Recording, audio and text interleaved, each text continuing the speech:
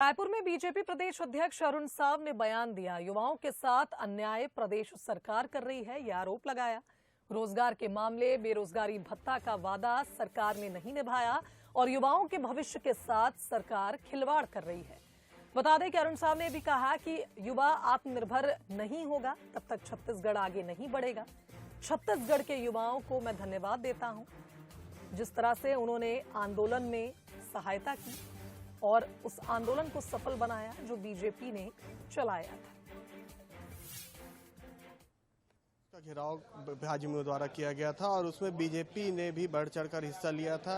अब इस आंदोलन के बाद क्या कुछ बीजेपी की रणनीति रहेगी और किस तरीके से ये आंदोलन जो है वो बीजेपी भुनाना चाहेगी, क्योंकि लंबे अरसे बाद जब से विपक्ष की भूमिका में बीजेपी थी उसके बाद ये एक ऐसा बड़ा आंदोलन था जिसमें बीजेपी की भूमिका साफ तौर पर नजर आई, सड़कों पर लोग दिखे। हमारे साथ प्रदेश अध्यक्ष अरुण साव हैं, उनसे ही बात करते हैं। एक बड़ा आंदोलन था, क्या लगता है आपको ये आंदोलन कितना कारगर साबित होगा आप लोग के लिए, बीजेपी के लिए?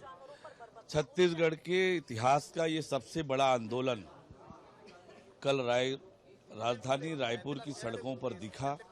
नौजवानों की हक की लड़ाई भारतीय जनता युवा मोर्चा ने लड़ी और आगे भी सरकार के वादा खिलाफी के खिलाफ जनता की हक की लड़ाई भारतीय जनता पार्टी पूरी मुखरता से प्रखरता से लड़ेगी। और आज जनता की जो आकांक्षा है, जनता की हम आवाज बनेंगे, उस सरकार के खिलाफ पूरी ताकत से लड़ाई लड़ेंगे।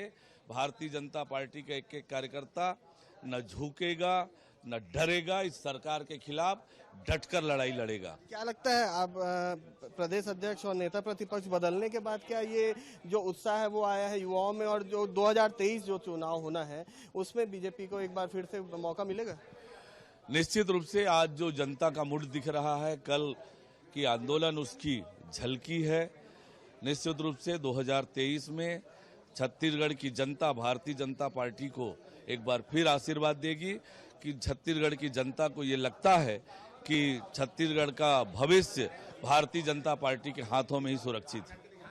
तो देखिए, ये थे अरुण साव जिन्होंने कहा है कि जो जनता में आक्रोश है और जो कल का जो आंदोलन था बीजेपी का, वो कहीं ना कहीं आने वाले विधानसभा 2023 चुनाव में बीजेपी को फायदा देगा और बीजेपी 2023 चुनाव में कमल की जीत एक बार फिर से दर्ज होगी। कैमरामैन योगेश के साथ गौरव शुक्ला, बंसल न्यूज, रायपुर।